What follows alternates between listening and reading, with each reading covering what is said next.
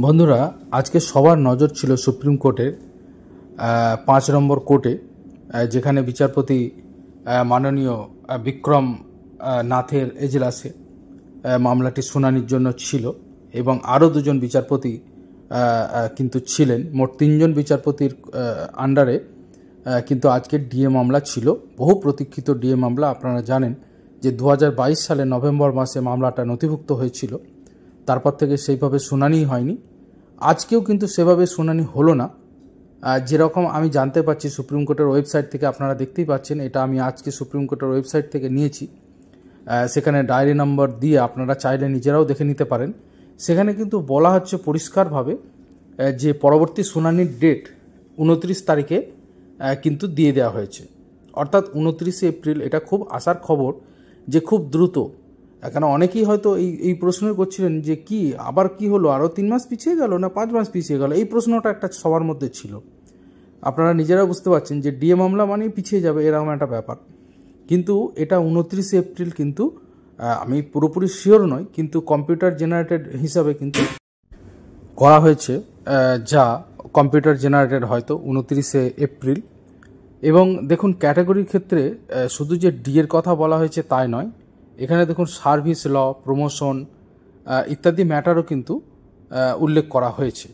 এবং আমরা যা দেখতে পাচ্ছি যে এই ডিএ মামলাটি আপাতত সেরকমভাবে কিন্তু শুনানির কিন্তু কোনো বিষয় ছিল না, যে বিরাট কিছু হয়েছে এরকমটা নয়। এখন পর্যন্ত কিন্তু কিছুই জানা যাচ্ছে না যে কিছু হয়েছে, অন্তত সামান্য। অনেক সময় হয় যে বিচারপতিরা বলেন আজকে এই মামলাটা শুনানির জন্য উঠল না যেহেতু সময় কম। সামান্যতম সওয়াল জবাব যেটুকু হয়, এখন পর্যন্ত কিন্তু জানা যাচ্ছে না যে সেরকম কিছু হয়েছে বলে, অর্থাৎ সেরকম কিছু হয়ইনি। এবং আপনারা দেখতে পাচ্ছেন যে এতে পিটিশনার ছিলেন অবশ্যই the state of West Bengal, অর্থাৎ পশ্চিমবঙ্গ সরকার, এবং প্রিন্সিপাল সেক্রেটারি ছিলেন পশ্চিমবঙ্গ সরকারের তরফ থেকে। অন্যদিকে যারা পক্ষ থাকছেন তারা confederation of state government employees থাকছেন রেসপন্ডেন্ট হিসাবে। এছাড়া অনেকে দেখুন ব্যক্তিগত রেসপন্ডেন্ট হিসেবেও রয়েছেন, এবং আমরা দেখতে পাচ্ছি সরকারি কর্মচারী পরিষদের তরফ থেকেও কিন্তু এই মামলাটা যুক্ত রয়েছেন তারাও। এবং অবশ্যই আপনারা দেখতে পাচ্ছেন ক্যাভিয়েট দাখিলের ব্যাপারটিও রয়েছে, একজন অ্যাডভোকেটের নামও দেওয়া রয়েছে এবং তার নামে কিন্তু ক্যাভিয়েট দাখিল করার কথাও কিন্তু রয়েছে। তো যাই হোক, আজকে কিন্তু মামলাটা এটাই খবর যে এটাই একটু অন্তত আশার খবর যে অন্তত কিছুদিন বাদেই শুনানির জন্য উঠবে। এবং এর আগে যেরকম বিচারপতি বলেছিলেন মামলাটা যাতে শুনানির জন্য ওঠে, সেই জন্য উনি টপ অফ দ্য লিস্ট রাখার কথা বলেছিলেন, সম্ভবত ৫১ নম্বরে ছিল।